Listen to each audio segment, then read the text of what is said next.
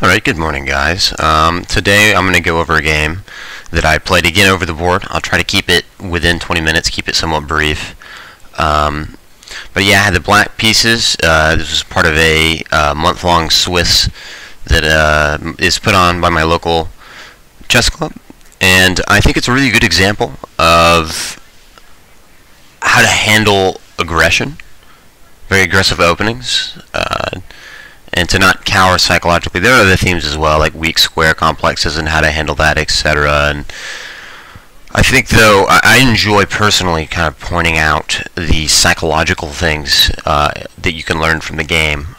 So specifically in this game, it's again how to face an extremely aggressive opening without seeing ghosts or bending to your opponent's will, and start to generate your own counterplay that might be slow at first but pays off in the end. So I think that's a good description of the game.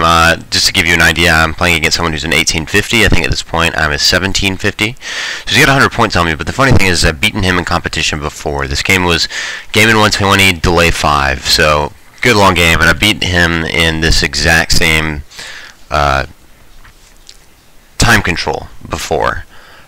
So I think his opening choice was to be aggressive coming into the game, because when I beat him before I was also lower rated than him. Obviously my rating's just been going up. I think I started playing at this club as a 1450 and now I'm a 1750. But let's just jump right into it. So d4, and I'm never really entirely sure.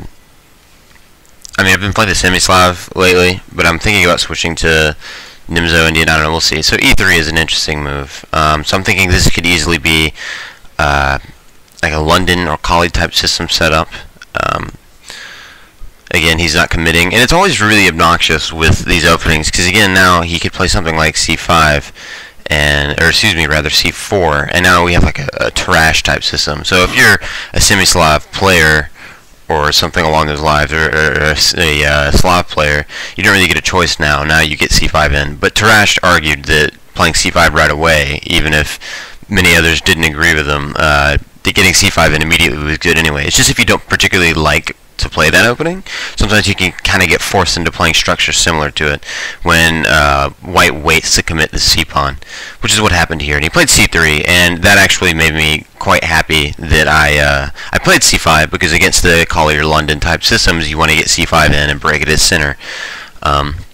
So your important move is knight c6. I know that sounds stupid, but I don't want to commit e6 yet. This pawn isn't really under fire. There's no reason for me to trap my light square bishop in. If I can solve the problem of my light square bishop in the beginning of the game, as black has so much issue with doing in queen pawn openings, then I should at least be comfortable out of the opening. And then f4, and this is another really good reason why I didn't want to commit e6 yet, because now with these extremely weak light squares, I'd like to get my bishop out and potentially trade for his light square bishop. So I go ahead and play bishop g4. This is kind of out of necessity. Obviously I couldn't go immediately to f5, and obviously h3 doesn't really work strategically or tactically, so it's pretty much the only move. He self-pins, but it's not really dangerous because he's going to castle and be able to move to the queen. Now, of course, I commit. Castles, just normal stuff here for a minute. Knight d2, castles, queen e1. This is an interesting moment of the game. He kind of had to decide what to do with this queen. The other option, I suppose, was queen c2. And we'll see later on, just really getting a bind on these light squares. And, you know, the knight can hop in, potentially, if I don't play something like h6. And there's a lot of pressure on h7. So that was one idea, was to play the queen to c2. But he goes queen e1. And obviously the idea of queen e1 is to bring the queen in and still attack on h7, but potentially go for a rook lift as well, and go for an attack like that. It's similar to a lot of ideas you see in the Sicilian Grand Prix attack. But because he chooses this plan, it allows me to find something here. Just get rid of these lines. That is solid, I think. I go ahead and take twice, and then my plan that I find is, again, because he doesn't have this massive pressure down the light squares, I can play my bishop here and trade off. Now the problem with doing that now, of course, is if he takes, the pawn structure gets ruined, right? You know, that's kind of a problem pawn, and the d pawn is definitely a problematic pawn. And realistically, I've really got a huge amount of control over this square now, so this is never going to be an option just because I'll always get a connected passer. The problem though is he can just go ahead and start attacking this pawn, and already I'm having to commit pieces to defense, and he's bringing his pieces over towards the king side. So I didn't really like that. I didn't go for that. So the plan that I came up with was to go knight to c to e7, just to get control of f5. Again, if the queen was on c2, this idea wouldn't be possible, because again, if I just brought the bishop back, he just, well, I don't know, I guess it would have been, but it would have been more difficult to coordinate, I suppose. He might have been able to get a really early e4 in. But again, because the queen's over here, I can go for this plan. Oh, and if you're wondering why I liquidated the pawn structure there, is I didn't want to end up coming in here and then having him, oh, what was my idea? I don't know, maybe I shouldn't have liquidated there. That's something I'll have to consider. Interestingly here, after taking twice, my opponent said, I was expecting knight to b4 here to go after this light square bishop, and obviously he needs to keep it. He can't just defend it, or excuse me, defend it and trade it off, just because, you know, it's going to give me a strategic advantage if he doesn't have a light square bishop and I have one. And I told him that after knight to b4 and bishop to b1, I didn't really see anything after, you know, I do anything, and then he plays, you know, a3. I'm just going home, and there's not really much that's changed. You know, then he just, you know, I just come back and he just brings the bishop back out, and I don't know. I don't really see the point. I guess then I'd go just back in for this idea. The thing is, after looking at this further, this is actually a really interesting move. I didn't see this when he mentioned it, and he didn't see it either. But after bishop to b1, you just go rook c8, and you're threatening this rook that's just kind of stuck on the side of the board. Of course, he always chops, but if he leaves you with the strong piece on the 7th and the bishop pair, you know, that's some long-term advantages there that you have. So queen d1 to cover this square, queen c7, queen b3, a5 anticipating a3, knight comes in after takes, queen does not trade, queen comes and takes on b2, and then a5. You know, there's some pressure here. The queen's coming back to d3 momentarily to try to trade off. And, okay, so white doesn't have the greatest minor pieces. Black has the bishop pair. But there's no more pawn breaks. This pawn might become weak, but black is probably at least equal here. Just because he's really accelerated his queenside, or any counterplay really, but his queenside counterplay, because this is the pawn structure in the center is so rigid. There's not really much to do. So this is an interesting continuation. I didn't really find this just because I thought my idea was more simple. Just trade off the light square bishops and put the knights on light squares on the king side. But that's really interesting that knight to b4 is actually an interesting move. But I go knight to e7. So he opts the knight in to e5, as typical in these types of structures. Typically, it's black doing it to white, so you don't get the reverse stone wall, or I don't get the reverse stone wall that often. So without further ado, of course, I just go for this, but I have to calculate after takes g4, which is what he played, and it's one of those moves that, you know, there's no outright refutation. The knight on e5 is doing a spectacular job of controlling the light squares on the king side. But he's not there forever, and I can always just trade him off. Oh, excuse me, just trade him off. But I have to calculate this, because if he has some kind of crushing attack, you know, you always have to calculate all of the forcing moves. So I played knight to e7, and up to this point, the game has been roughly equal. I mean, I'd say that, you know, his chances are on the king side. I don't have clear counterplay yet, but I have a lot of pieces on the king side defending, so I wasn't too worried, but he plays a move that I think is really inaccurate, and this is the first move that really surprised me of the game. Even though queen e1 I wasn't really expecting either. He plays queen to h4, and that's just bad. It's just not a good move. And at this point I started to feel comfortable with my position, because if you look at the long-term elements of the position, you know, this bishop is always going to be awful, always. This knight isn't looking the I mean, yeah, I can come to f3, etc., but the rook wants to use f3, you know, so his pieces are kind of getting in the way of one each other. So really, he's got the knight, the queen, and some kingside space, and that's about it. And if I can keep queens on the board and quell this attack, or even trade off into an endgame, I should be slightly better just because my pieces, my minors, are better than his, just because of the pawn structure. So I would love to just chop in this guy and, you know, trade these pieces and then trade those pieces and just go into a knight versus terrible bishop endgame. So I mean, there are chances still. Man, I'm just painting this board.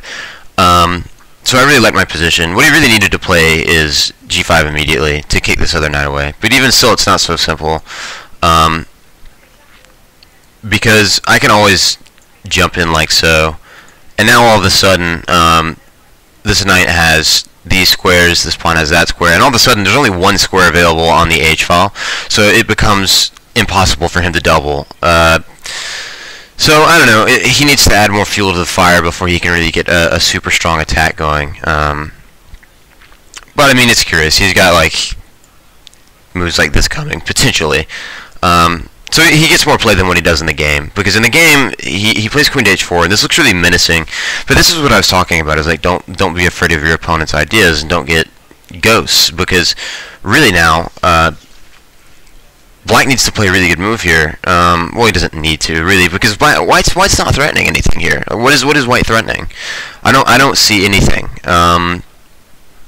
You know, because with the knight still on f6 and that other variation when he played g5 before queen h4, I still have control of the square, so I don't have to commit g6.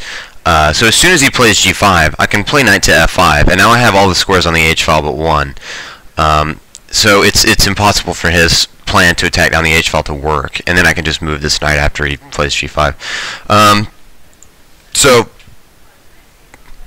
you know, a lot of people might panic here and play maybe a terrible move like h6 to try to stop g5s from coming in, but that would just be a really weakening move on the king side. Really, the correct thing to do is to start building my own counterplay, and this is a concept that's kind of difficult to grasp, and it's not something that I could really understand until recently, really. But to find the right move, you have to understand strategically, I have no chances on the king side yet. Maybe later. Maybe after he advances these pawns a little bit more, there might be something there. Obviously, the center with this particular pawn structure is completely static. There's going to be no changes there. I couldn't play e5 if I wanted to. His knight's blocking it. So that leaves us with the queen side, and there's only one open file. So it leaves really all these basic ideas comes to the correct move in this seemingly, maybe not complex, but, you know, imbalanced position. The correct move is actually rook to c8. And it doesn't actually threaten anything, and it doesn't threaten to threaten anything. You know, it's just putting a rook on an open file. It'll come down here, make a cozy home on c2, and the idea is, okay, so I'm not actually threatening anything immediately. In fact, the rook isn't really, you know, it's just sitting on that rank. But, you know, eventually it might become fortuitous for me to have the rook on the second rank, and eventually it does.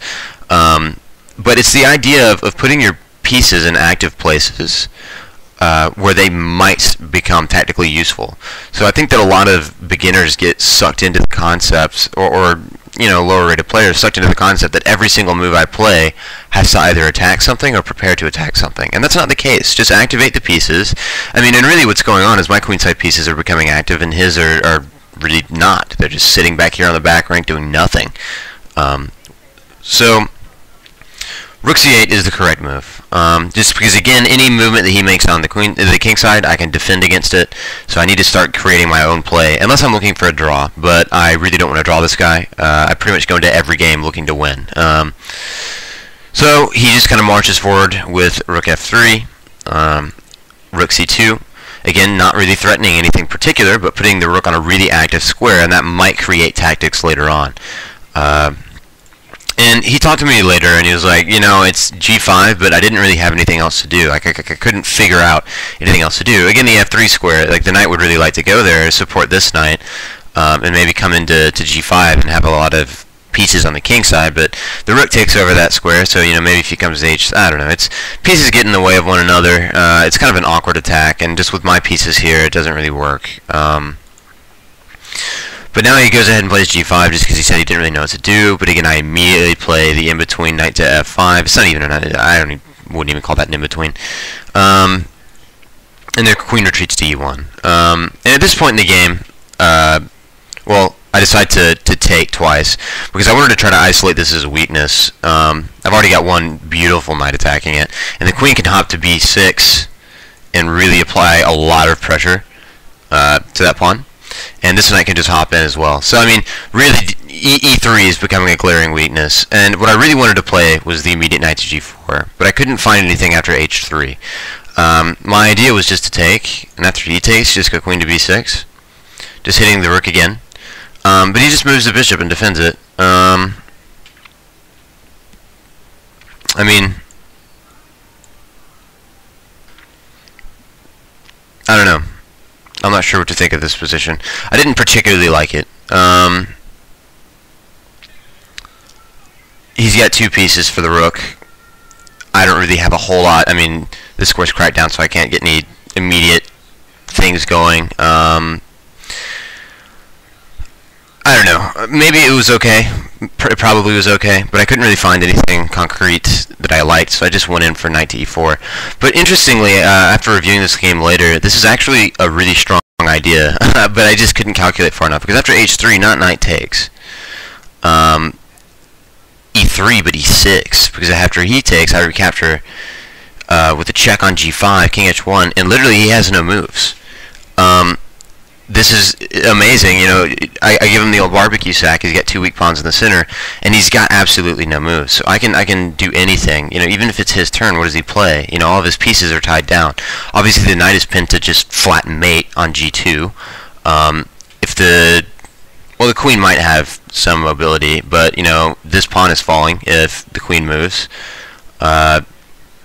I don't know, it's literally, he's got no moves. The bishop literally has no moves. The rook has no useful moves.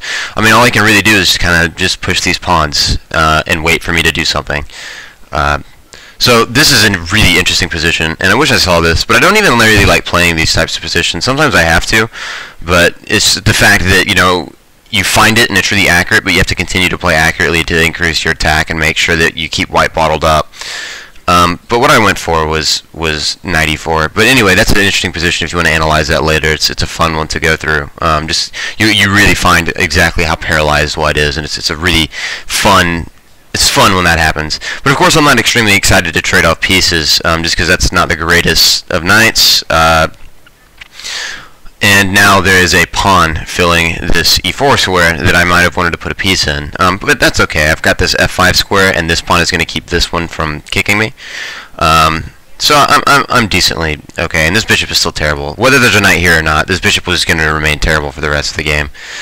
But now this rook is kind of screaming across this last rank, and it becomes important. So he does something kind of obvious. He says, well, let's trade. And if I just do something silly like queen c7, takes, and something like this, you know, I get that in-game position that I was talking to you about, you know, and it's good knight versus, oh, that wouldn't work. It's good knight versus, you know, not so great bishop, but I wanted more. to be blunt, I wanted a lot more. There's a really good move here, actually. Rook f2 is a good idea, but rook takes is a candidate move that I could look at, but I didn't really like surrendering the file and my central control. So instead, there's a really strong move here, and I'll let you see if you can look around to try to find it as I take a sip of my coffee here. I hope the buzzing is gone of the videos. I finally got a decent headset. I probably sound like I'm speaking through a tube, but it's better than the crackly videos and the low volume of my voice. Anyway, so the correct move here is knight h4, threatening the not-so-pleasant knight to f3 with the Forkaruski on king of queen. And he has to be accurate here. What's correct is actually to just take, come in with this check, and we get this position.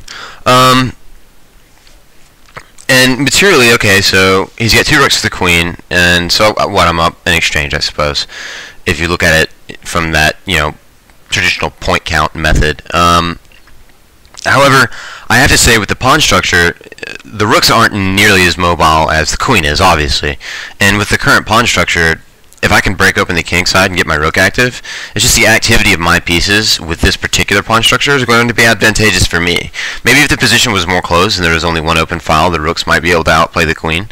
But because I can already just start playing h6 and try to pry open the king side, you know, I can get the queen out with tempo. Well, no, I can't because he plays there. But still, maybe to this square, to b6, and then, you know, rook comes to the d file. You know, I get a lot of activity quickly. So I'm probably winning here. This is probably just flat one, but it's his best try. There were other moves. But he plays a move that immediately loses king h1. Find the tactic. It's a very elementary one. I was shocked that he didn't see this. Simply rook takes rook. And he resigned here. He can't take. If he takes, check on d1. Only move. Check. And that is mate. So he missed that, which was a surprise. But there are other moves other than trapping yourself into a mating net. We were looking at some, but it's difficult. Really, rook takes rook is the best, just going to this imbalanced endgame. But king f1 is what I was looking at during the game, just because it's a move that you play when you play knight h4. It's like, okay, I know this is going to win. So it's kind of let your opponent do calculations. You play the move, and then maybe you look at a few interesting things. But I was looking at king f1 just kind of out of necessity. But I thought, well, okay, what happens after the knight hops in? Maybe it's just like simple takes. But this still doesn't look very pleasant for for black at all, really. Especially after this check that's coming on d3. That does not look very pleasant whatsoever. So there's also just the immediate queen to d3 check. And of course he can't block the queen, and it just hangs the queen, so he has to do something along those lines. But then I get knight f3 again anyway. And there aren't a whole lot of squares for him to go to. I mean, really, pretty much everything hangs the queen other than queen e2. And the king's protecting the rook, but it's not protecting it for long after this little check. And notice how the knight is covering the square so the queen can't go back. So when he moves, that would lose the queen. So it's difficult. It's really difficult, and he really just had to button down the hatches and go for this. But he got really sucked into the idea of material, and I don't think he realized that he was only losing in exchange, that he was getting a lot of material back for just the queen. But even so, it's probably winning there. So, in just a quick recap, that was the game in its entirety. All these moves I thought were fairly normal. Really important to take home that, you know, if this bishop were right here, white might even have an advantage, because g4, g5 comes really ferociously with all this pressure down the the b2, h7 diagonal on the light squares. So it's really important that I got this bishop out of the pawn chain so that I could trade it off. This idea, knight to b4, with the idea of playing rook to c8 and queen to c7, just to bear down and threaten to win this exchange, end up getting the bishop pair and some decent play on the queen side. Missed that idea, went for this plan of knight to e7.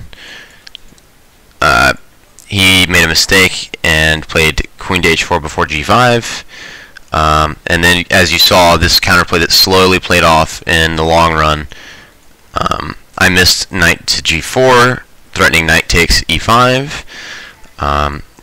He takes, I recapture, he plays rook f2, I get the interesting knight to h4, the fantastic knight to h4, and he blunders with king to h1. So that was the game. Good concept of weak squares. Never really got too threatened, never really felt threatened by his chances on the king side. So yeah, I hope you guys like. I hope some people are watching this. I'm probably going to go back in some of my older videos. I have some 15-minute games that I was playing, and I might go back and start recording those again. But I'm not entirely positive, simply because I don't know. It's hard to talk and play, and I still feel like 15-minute chess is really quick. It's the quickest chess that I'll play, and it's almost too fast for me. I really need time to soak up the position and think about the right strategic ideas.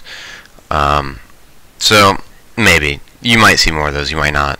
If you want to see some, let me know. Otherwise, don't. But if you liked this game, or if you found a line that you wanted to talk about, like in that knight b4 variation, or maybe some different way that white could attempt to survive after knight to h4, please feel free to leave a comment. Yeah, so I'll see you guys next time.